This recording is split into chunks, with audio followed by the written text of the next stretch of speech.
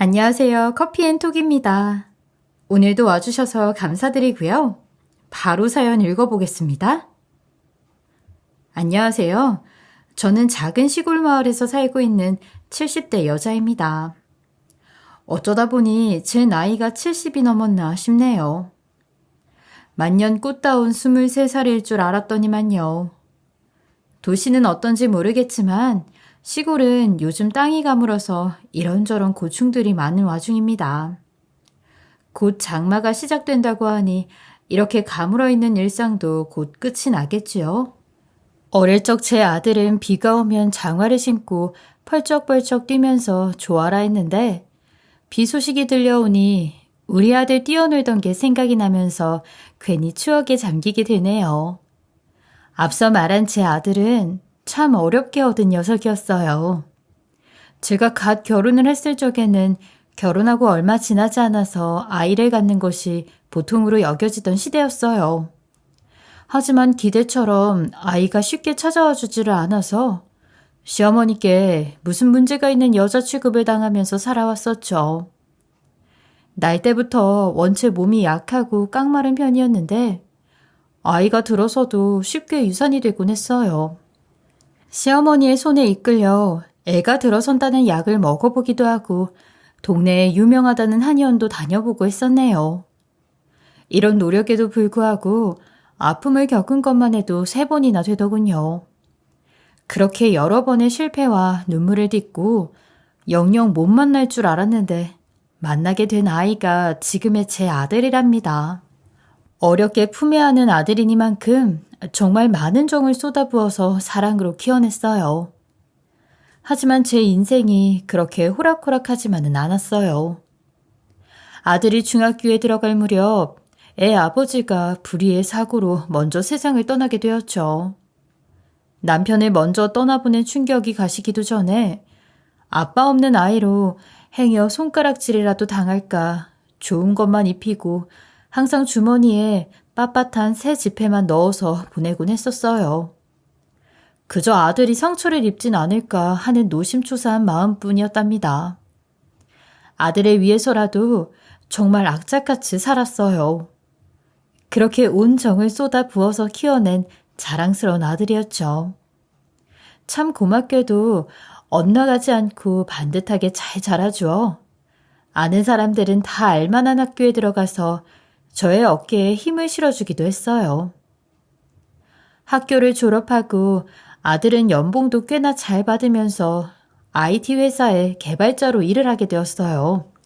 회사에 들어간 지 한 얼마 되지 않았을 때였던 것 같아요. 여자가 생겼다고 하는 겁니다. 제 아들이 지 아빠를 닮아서 워낙 말수도 없고 그저 묵묵한 편이었는데 처음으로 여자가 생겼다는 말을 하는 걸 보고 참 많이 놀랐었네요. 그 무뚝뚝한 녀석이 만나고 있는 여자가 어떤지 정말 궁금했어요. 그렇게 만나본 아들의 여자친구는 큰 눈망울이 이쁜 아가씨였답니다. 말수가 적은 아들과는 다르게 제잘제잘 말을 잘하는 아가씨를 사랑스러운 눈으로 쳐다보는 아들을 보니 이제 진짜 제 품을 떠날 때가 되었구나 싶었어요. 오빠가 말수는 좀 없어도 참 착하잖아요. 저는 그런 모습이 너무 좋아요, 어머님. 저 때문에 답답할 때도 많을 텐데 그래도 저 좋다고 해주는 여자는 이 여자밖에 없더라고요, 엄마. 그래, 너희들끼리 좋으면 그만이지. 오빠랑 결혼하면 저희가 어머니 모실게요. 오빠랑도 그렇게 얘기해놨어요. 어머니 혼자서 어떻게 지내시냐고요.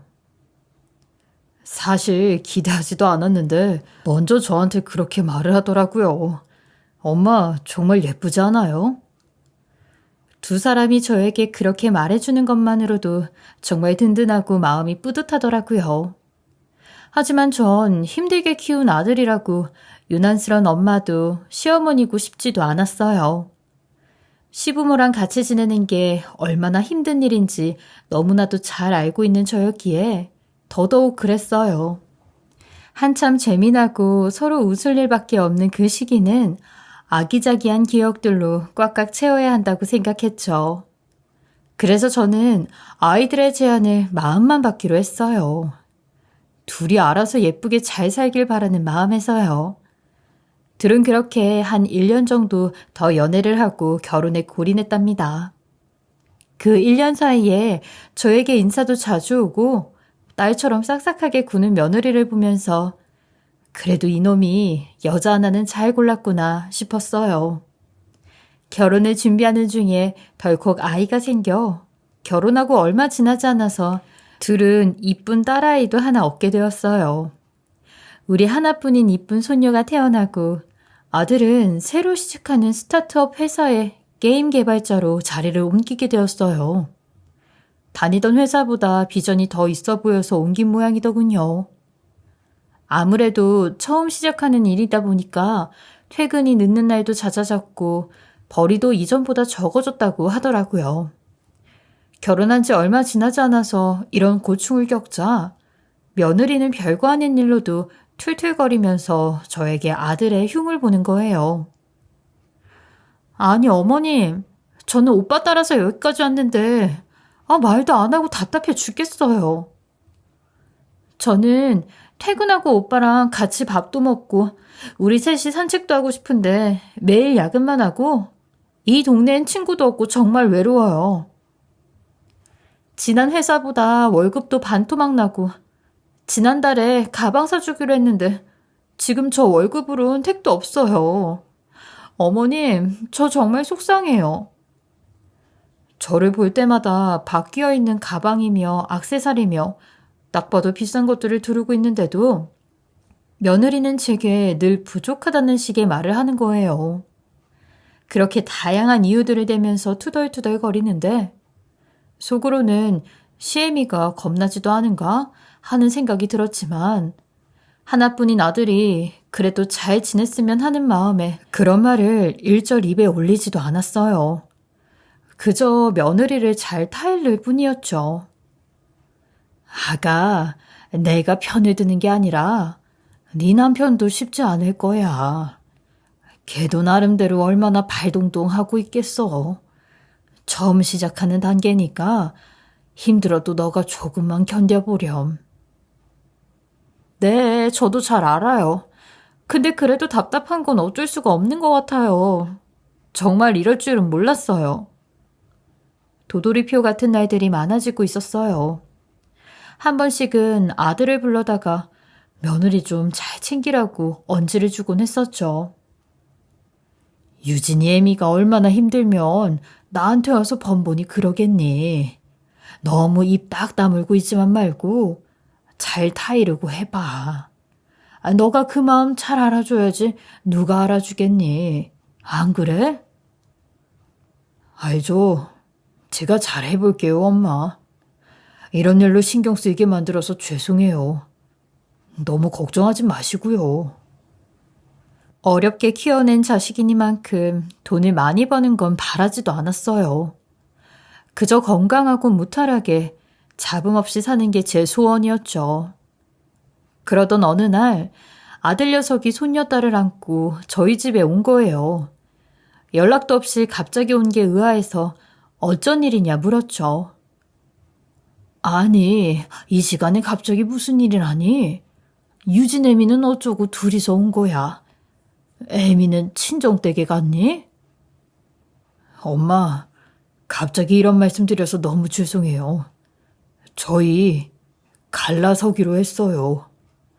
마음 잡고 열심히 지내보려고 했는데 마음처럼 쉽지가 않네요. 뭐? 이혼을 했다는 소리니? 아니, 이혼이라니. 이게 무슨 날벼락 같은 소리야? 아니지? 그런 거 아니지? 이혼한 거 맞아요, 엄마. 잘 사는 모습 보여드렸어야 했는데 죄송해요. 면목이 없어요. 이게 무슨 일이라니. 이혼이라니. 그래서 무슨 이유 때문인데 그래. 그냥 제 잘못이에요. 그 사람은 잘못 없어요. 다 제가 잘못해서 그런 거니까 그 사람 너무 나쁘게 생각하지 말아주세요. 그리고 염치 없지만 엄마가 유진이 좀 봐주실 수 있을까요? 당장은 회사 일 때문에 너무 정신이 없어서 아이까지 돌보긴 좀 어려워서요. 느닷없이 찾아와서 이혼을 했다고 말하는 아들 때문에 까무러치게 놀랄 뿐이었어요. 뭐 때문에 갑자기 이혼을 하게 된 건지 이유를 물어도 구체적으로 말하지 않을 아들을 알고 있었어요. 까맣게 변한 아들의 얼굴을 보니 더 이상 뭐라 쾌물을 수도 없는 노릇이었고요. 아들을 보니 가슴은 미어질 듯 답답하고 너무 안쓰러웠지만 저렇게 말하지 않고 짊어지고 가는 저 녀석의 속은 얼마나 타들어갈까 싶어서 저도 묵묵하게 손녀딸을 돌봐주었어요. 그렇게 몇 년이 지났고 손녀딸이 유치원에 다닐 때였어요. 유치원 시간에 맞춰서 데리러 가는데 손녀딸의 표정이 어두운 겁니다. 무슨 일이 있었느냐고 물으니 같은 반 친구들이 늙은 할머니가 맨날 데리러 온다고 놀렸다는 거예요. 다른 친구들처럼 엄마랑 같이 유치원에 오고 싶은데 자기만 할머니랑 지낸다며 엉엉 우는 그 작은 아이를 보면서 어찌나 속이 아리던지요. 딸을 생각해서라도 저는 두 사람이 다시 합쳤으면 하는 마음이 들었어요. 아무리 둘이 사이가 좋지 못했어도 이제 시간이 많이 지나기도 했고 다시 한번 잘해보는 건 어때? 유진이 커가기도 하고 내가 언제까지 옆에 계속 있어줄 수도 없는 노릇이고 내 생각에 둘이 다시 연을 맺어보는 것도 좋을 것 같아. 엄마, 그 사람 얘기를 왜 다시 꺼내고 그러세요? 저희 진짜 아예 끝났어요. 다시 잘 될 일 없으니까 괜한 말씀 마셔요. 아휴, 내가 괜한 소리를 했구나. 그래도 네 자식 생각도 좀 해야지. 아니면 다른 여자를 좀 만나보는 건 어때? 요즘은 이혼하고 그런 거 흠도 아니라더라. 아직은 제가 일이 너무 바빠서 여자 만날 생각은 못하겠어요. 혹시라도 나중에 만나는 사람 생기면 엄마한테 제일 먼저 말씀드릴게요. 오늘은 이쯤 하셔요. 아들은 여자 이야기는 한사코 거절을 하고 손사래를 치더라고요. 그렇게 손녀와 함께 지내게 된 것도 어느덧 8년의 시간이 지났더군요.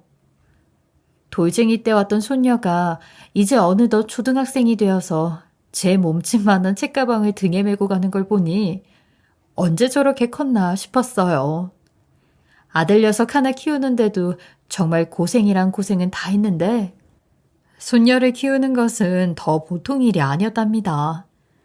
나이 60이 되기도 전에 허리가 굽기 시작했었는데 손녀딸을 키워내는 시간 동안 허리가 더 꼬부라지기 시작하더니 이제는 지팡이 없이는 걷는 게 어려울 정도가 되었더군요.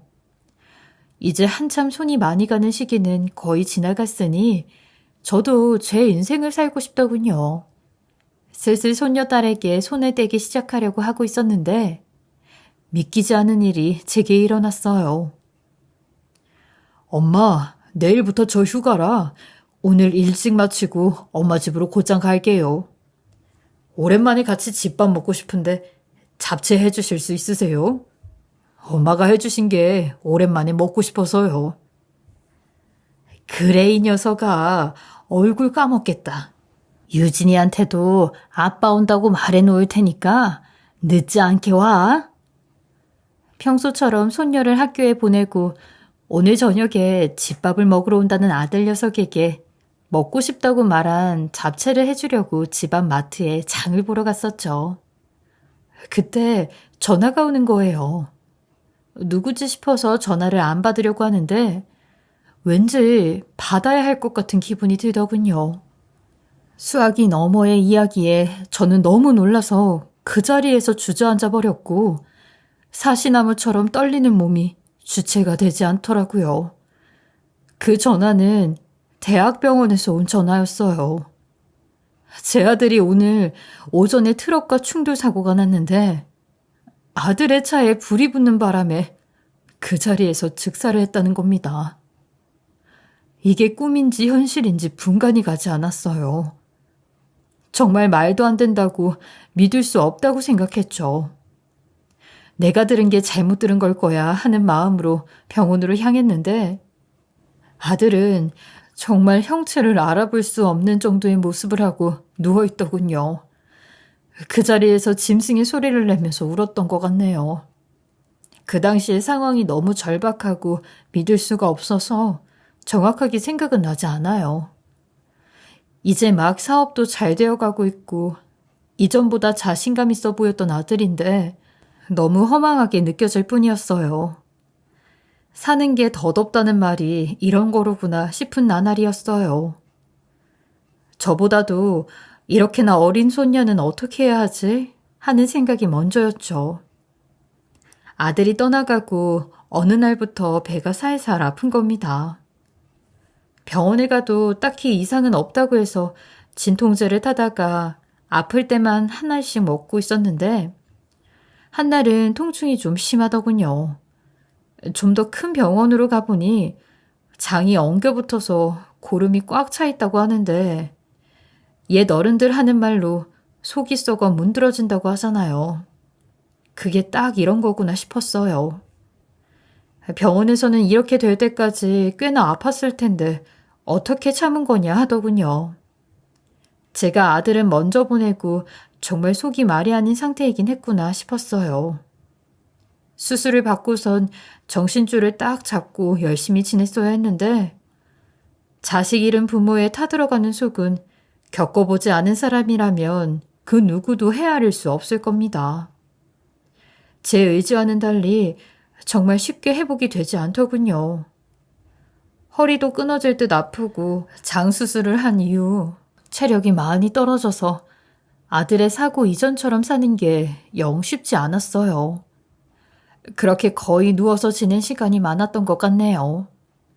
그렇게 지내다 보니 어느덧 손녀딸이 그 고사리 같은 손으로 밥이고 빨래고 당연하다는 듯 하고 있는 걸 발견했죠. 그때 그 어린 것을 끌어안고 얼마나 울었는지 모르겠습니다. 할머니가 아프면 아빠도 아파할 거예요. 할머니 힘들면 그냥 누워 계세요. 저 알아서 할 수 있어요. 고작 8살 된 것이 뭘 안다고 어른처럼 말을 하는데 가슴을 후벼 파는 거예요. 그런 손녀딸을 보니 더 이상 이렇게 지낼 수 없다고 생각이 들었어요. 정신을 똑바로 차리고 다시 열심히 지내야겠다고 마음먹었죠. 그게 제 아들에게 해줄 수 있는 마지막 도리라고 생각했어요. 마음을 딱 잡은 날 아들의 납골당에 가서 약속을 했어요. 뭐가 그렇게 급해서 먼저 간 거니? 너 떠난 게 아직도 믿기지가 않아서 엄마는 밤마다 눈물밖에 안 나더라. 그래도 내가 너 없는 빈자리 느끼지 못하게끔 네 딸 유진이 예쁘고 반듯하게 잘 키워낼게. 반드시 그 약속은 지켜낼게. 저는 그 약속을 지키기 위해 아픈 몸을 이끌고 밖에 나가 일도 열심히 하고 더 이상 그 어리고 작은 손에 물을 묻히지 않겠노라는 마음으로 손녀를 보살폈어요. 그렇게 한 1년쯤 지났을까요? 학교를 마치고 돌아온 손녀가 어떤 여자와 손을 잡고 집으로 들어오는 겁니다.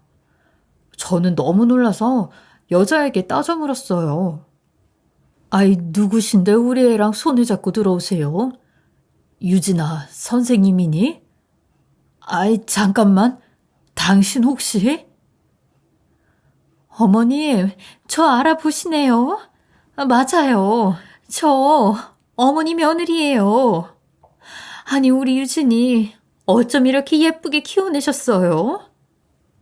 손녀딸과 함께 들어온 사람은 놀랍게도 근 10년 전에 갓난쟁이인 제 딸을 버리고 아들과 이혼한 며느리였던 겁니다. 그간 어떻게 지낸 건지 얼굴이 반질반질한 게 한 번에 알아보질 못했어요.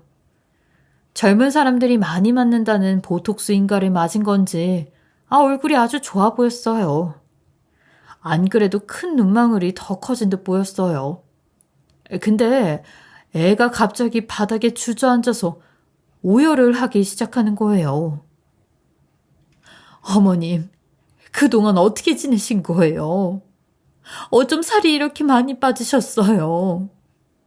유진 아빠 그렇게 됐는데 왜 저를 부르지 않으셨어요? 저 얼마 전에 알게 되었어요.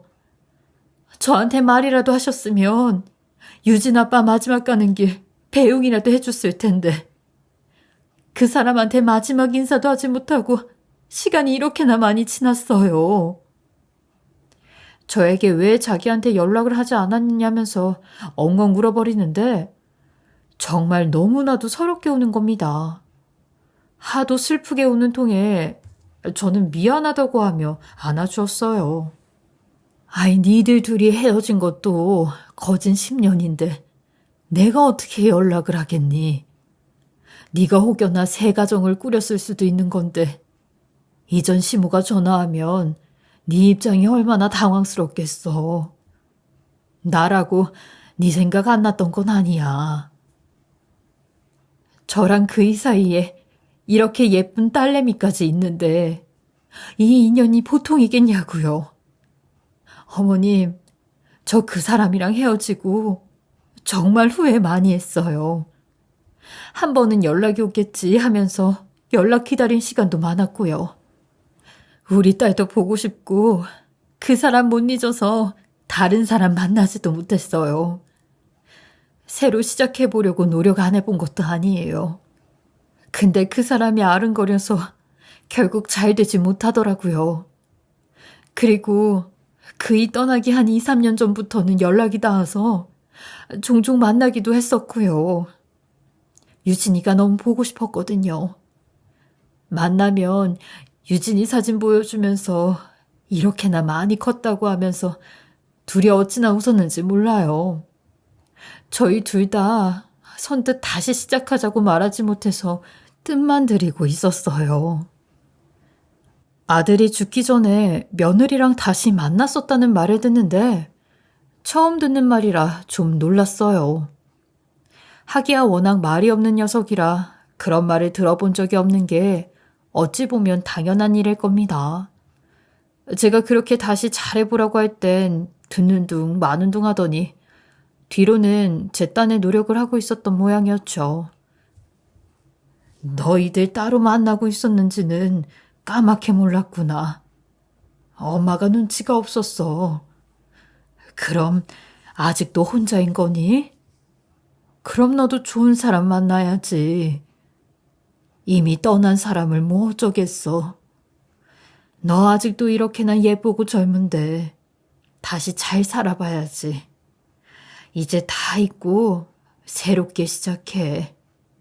내가 바라는 건 그것뿐이야. 그렇긴 한데 유진이 얼굴 보니까 그동안 못해준 것만 생각이 나요. 하기야 자기 자식이 보고 싶은 어미의 마음은 낳아보지 않았다면 누가 알 수 있겠어요. 제 아무리 애아빠랑 사이가 안 좋아서 헤어졌다고 한들 자식은 얼마나 눈에 아른거렸을까 싶어요. 저였어도 아이가 보고 싶은 마음에 뒤에서 몰래 훔쳐보기라도 했을 것 같거든요. 그렇게 서로 한바탕 눈물을 쏟아내면서 깊은 속 이야기들을 나눴네요. 저도 마음속에 응어리가 씻겨내려가는 기분이 들었어요. 며느리가 나타난 이후 점점 우리 집에 들락날락하는 일이 많아졌어요. 한날은 손녀딸이 새벽에 몸살이 나고 열이 펄펄 끓는 거예요. 급히 물수건을 해주고 발을 동동 하고 있는데 너무 급한 나머지 며느리에게 전화를 했어요. 그랬더니 그 새벽에 쏜살같이 와서 밤새 애를 안고 업어서 보살피는데 엄마는 엄마구나 싶더라고요. 제가 허리가 안 좋아서 걷는 것이 영 불편한데 옆에서 저랑 목욕도 같이 해주고 청소며 빨래며 손을 걷어붙이고 하는데 고맙긴 하지만 이래도 되나 싶었어요. 그러더니 저에게 허리 통증에 제일 유명한 의사가 있는 병원을 한다며 거기까지 데려가더군요. 유명한 병원이라 그런지 허리 주사를 한 대 맞으니까 정말 살 것 같은 기분이었어요. 나는 그냥 동네 병원 다니면서 잘 지냈는데 이렇게 비싼 곳에 와도 되나 싶어. 잘하는 병원은 다 이유가 있는 거예요. 아직 젊으신데 벌써 그렇게 허리 때문에 고생하시면 어떡해요. 그래도 주사 맞으니까 전보다 확실하게 덜 아프시죠? 이런 게 있구나 싶어. 정말 너무 좋은 것 같아. 근데 병원비가 너무 비싸서 마음이 계속 불편하네. 나한테 이렇게 큰 돈을 써도 되는 거니? 혼자라면 엄두도 못 냈을 비싼 병원도 데려가고 불편한 저를 대신해 저의 손발 역할을 해주는 모습에 저는 크게 감동을 했어요. 저랑 몇십 년째 친하게 지내고 있는 친구는 저희의 이런 이야기를 전부 다 알고 있었거든요. 10년 만에 돌아온 며느리를 보고 그냥 손녀딸을 자기 엄마한테 보내는 것이 어떻겠냐고 하더라고요.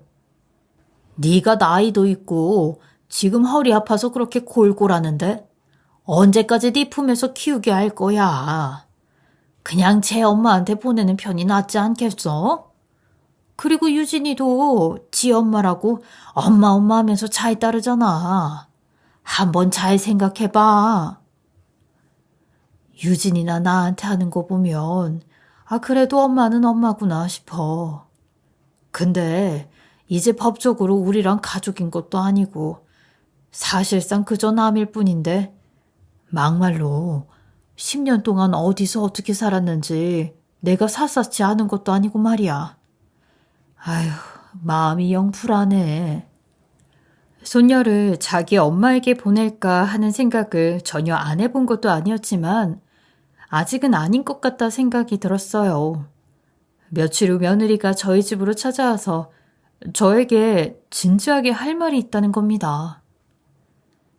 그동안 이 집에 자주 오가면서 생각을 해봤는데 제가 앞으로 어머님 모시고 살고 싶어요.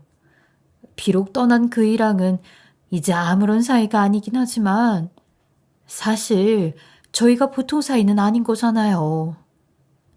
제가 10년 전에는 너무 어렵고 정말 아무것도 몰랐어요. 지금 생각해보면 그때 도망치듯 이혼해버린 게 참 많이 후회되고 그래요.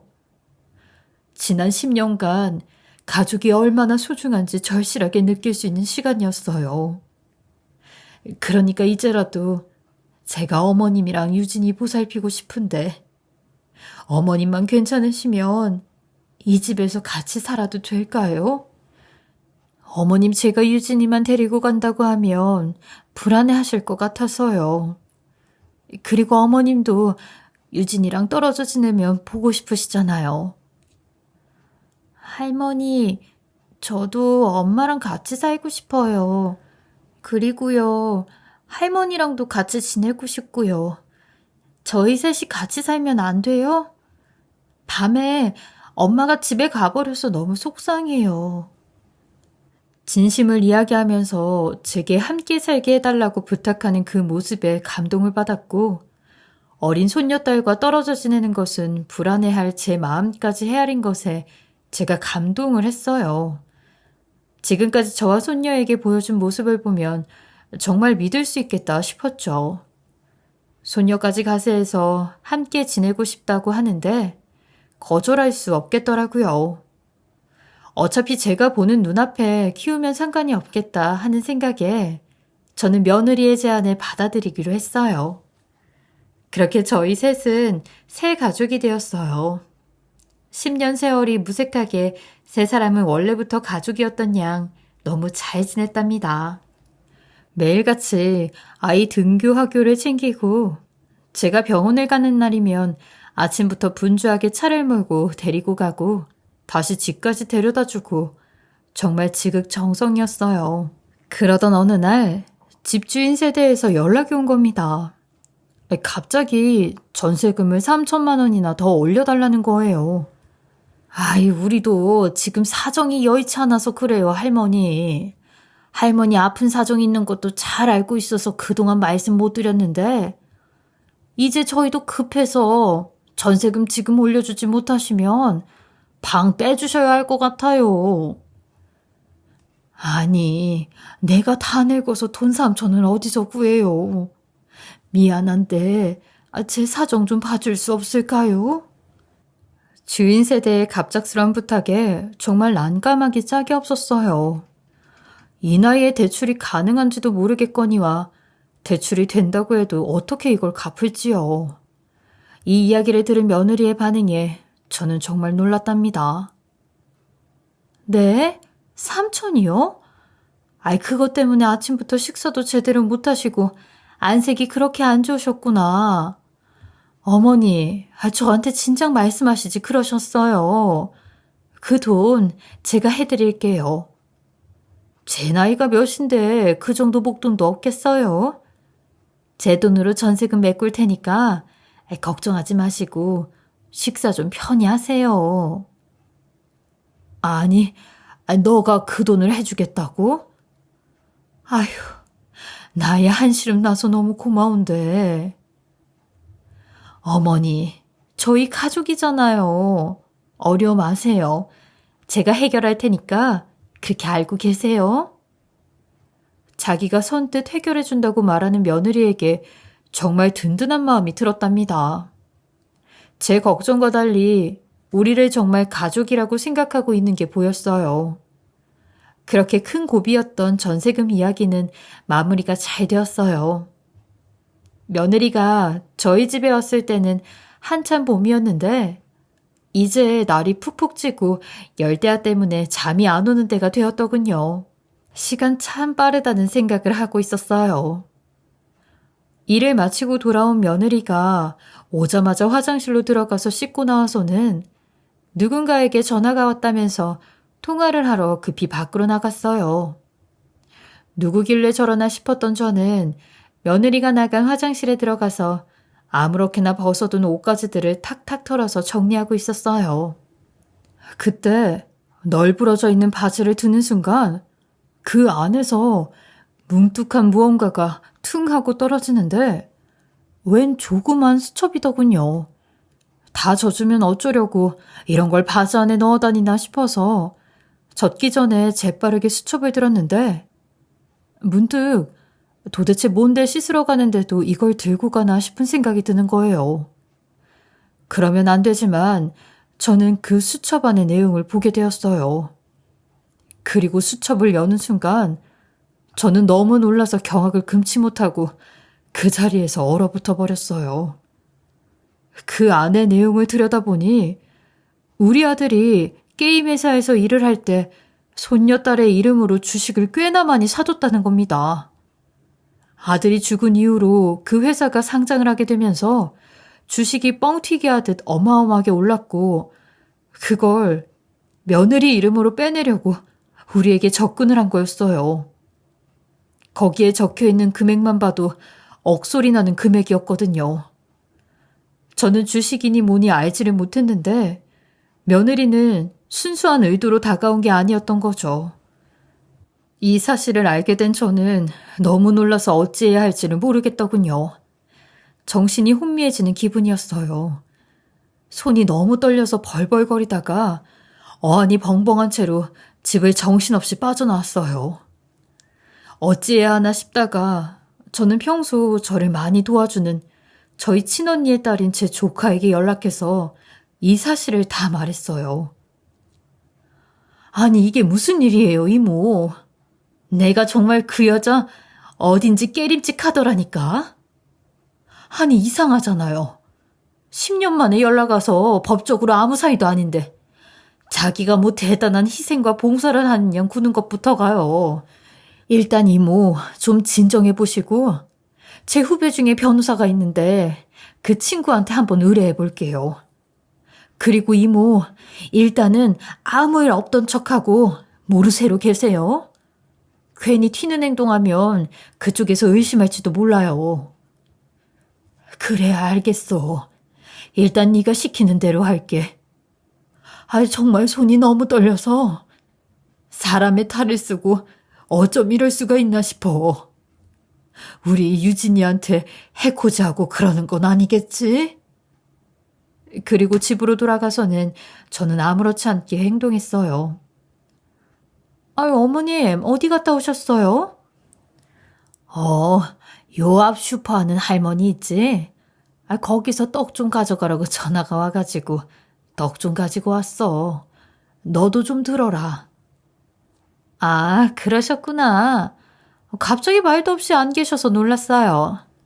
근데 어머님, 혹시 화장실은 안 들어가셨죠?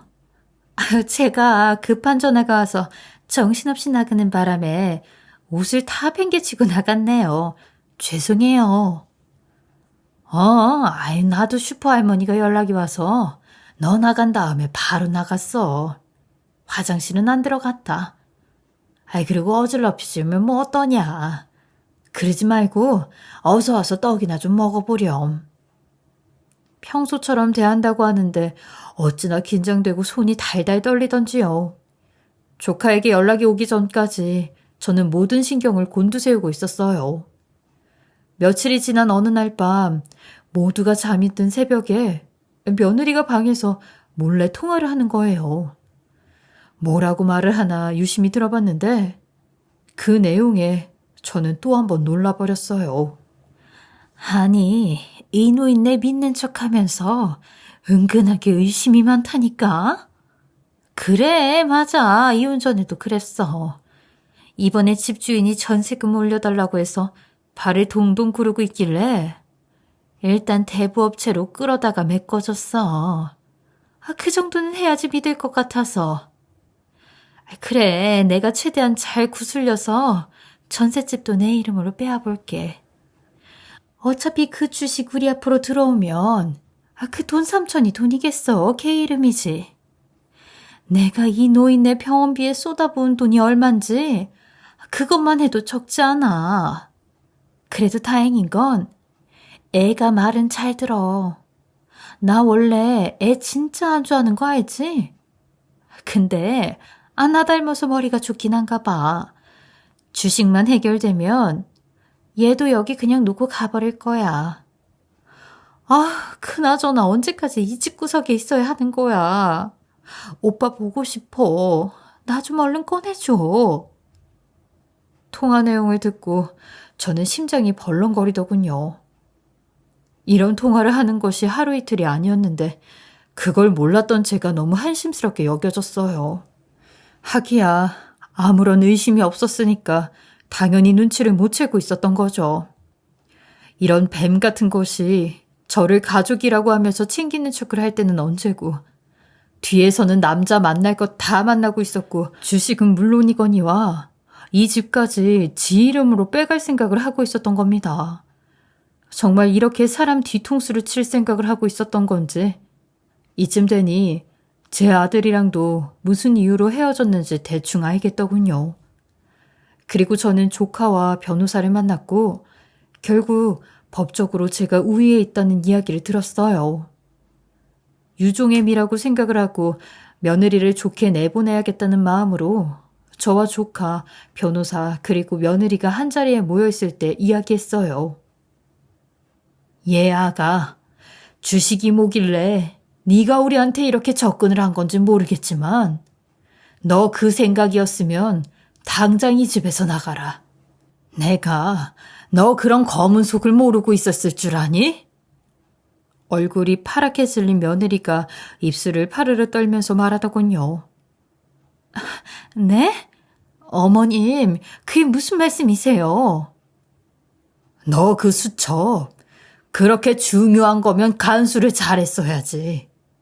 그리고 밤마다 누구랑 그렇게 통화를 하는 거니? 새 남편이야? 이 목소리 좋은 양반은 누군지 거 말이나 좀 들어보자. 저는 변호사 양반의 조언대로 밤마다 통화하는 걸 몰래 녹음하고 있었고 녹음된 걸 트는 순간 며느리의 얼굴이 사색이 되면서 눈물을 뚝뚝 흘리는 겁니다. 지금 거짓 진술을 하시면 법정에서 굉장히 불리해질 수 있으십니다. 할머니께서 고소 진행하시면 이기실 요량이 없으실 겁니다. 잘 판단하고 솔직하게 답해주세요. 변호사의 으름장에 며느리는 눈물을 흘리면서 모든 사실을 말하더군요. 어머니, 세상에, 정말 죄송해요. 다 알고 계셨는지 몰랐어요. 사실대로 다 말씀드릴게요. 사실, 통화는 제 새 남편이 맞아요. 그 사람은 유진이 아빠 회사에 있던 공동대표 중 한 명이었는데, 제가 원하는 걸 전부 해주는 사람이었어요. 유진 아빠한테 받지 못하는 것들을 다 해주는 사람이라, 제가 그러면 안 되는 걸 알면서 그 사람이랑 바람이 났었고, 그 때문에 이혼한 거예요. 이혼하고 그 사람도 자진해서 회사를 나갔고, 그 이후 저랑 10년간 쭉 같이 살고 있었어요. 근데 그 사람이 저한테 그러더라고요. 유진 아빠가 유진이 이름으로 주식을 잔뜩 샀었는데 죽기 전까지도 계속 사 모으고 있었다고요. 그래서 그거 빼내올 생각으로 이 집에 들어온 게 맞아요. 정말 죄송합니다. 제발 고소만은 하지 말아주세요. 그럼 너 내 아들 죽기 전에 만나고 있었다고 했던 건 뭐니? 어차피 죽은 애 아빠는 말을 할 수 없다는 아니란 생각으로 제가 어머님께 거짓말한 거예요. 이것도 다 제 잘못이에요. 정말 죄송합니다. 저는 너무 황당하고 어이가 없어서 그 자리에서 당장 이 집에서 나가라고 소리를 쳐댔어요. 어떻게 아들과 함께 사업을 한 사람이랑 바람을 피울 수 있냐고요. 그걸 아들이 알았을 때 그 배신감은 얼마나 컸을 거고요. 게다가 이혼당한 것도 다 자기 잘못이라고 했는데 그 말을 하면서도 얼마나 속이 상했을지 저는 애미가 돼선 그거 하나 헤아려주지 못했네요. 하늘에서 이런 모습을 보고 있는 아들이 얼마나 제가 밉고 원통할까요? 아들과 손녀딸 보는데 부끄러워 차마 얼굴을 들 수가 없었습니다. 그렇게 그 요망한 것은 부랴부랴 짐을 챙겨서 집을 떠났어요. 착하기만 한 제 아들이 상처받았을 것을 생각하니 피가 거꾸로 솟구치더군요. 다른 것보다도 손녀딸이 제 엄마를 찾으면 무어라 말을 해줘야 할지 눈앞이 막막하더군요. 제 아들도 모자라서 어쩜 지속으로 낳은 딸한테까지 상처를 줄 수 있는 건지 너무나도 화가 났어요. 하지만 더 이상 큰일이 벌어지지 않는 것만으로도 아들이 저를 도왔다 생각했죠. 그리고 저는 그 이후로 조카의 도움을 받아 아들이 손녀딸의 이름으로 사뒀다는 그 주식을 빼와 지금보다는 더 좋은 집으로 이사를 하고 그동안 손녀가 배우고 싶어도 배우지 못했던 모든 것들을 전부 다 시킬 수 있었어요. 일전에 그 요망한 것이 저에게 알랑방구를 낄 때 놔준 허리 주사를 꾸준히 맞아서인지 허리도 점차 좋아지고 있고요. 이전보다는 좀 쾌적하게 지내고 있어요. 손녀딸은 어느 날 갑자기 사라진 지 엄마를 구태여 찾지 않더군요. 속 깊은 그 아이는 아마 어림짐작으로 알고 있을 겁니다. 우리에겐 원래 그 여자가 찾아오지 않았던 것처럼 그렇게 조용하게 지내고 있어요. 그리고 며느리였던 그 요망한 것은 지가 보태준 전세금 3천만 원은 내놓으라고 했는데 저는 줄 수 없다고 했어요. 네가 내 아들에게 저질렀던 죄에 대한 죄값이랑 손녀딸 크는데 한 번도 주지 않은 양육비로 생각하라고요. 며느리는 그 돈도 대부업체를 끼고 대출받은 것이라며 지금 어마어마한 빚더미에 앉게 생겼다고 했어요. 그러면서 저보고 주식도 팔아서 돈도 많은 양반이 욕심이 목구멍까지 찼다며 되레 저를 비난했는데 저는 그러거나 말거나 그냥 무시를 했죠. 그러니 저보고 사기랑 갈취로 고소를 한다고 제라를 하는 겁니다. 그래서 저도 네가 고소하면 나도 똑같이 막 고소한다고 했어요. 네가 내 손녀딸한테 여태 단 한 번도 양육비 주지 않았던 거 그거 가정법원에 고소하면 너는 그것보다 더 큰 돈을 줘야 될 거라고요. 그러니 지도 상당히 불리한 걸 알았는지 하루에도 수백 통씩 오던 연락이 아주 뚝 끊겼네요. 끝까지 지밖에 모르는 비열하고 치졸한 것이었어요. 평생 그러고 살다 어디서 또 남의 등쳐먹을 생각을 하고 있겠죠. 그러다 어느 하나 제대로 걸려 죗값이나 치렀으면 좋겠네요. 정신 차리게 말이에요. 이런 일들을 겪은 지금 저는 제 손녀가 다 클 때까지 건강하게 지낼 생각만 하고 있답니다.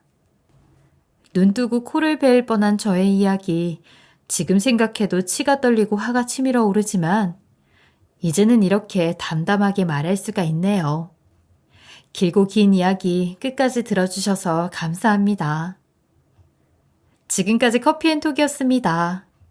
오늘도 끝까지 함께 해주셔서 감사하고요. 저는 다음 영상으로 또 찾아뵙겠습니다.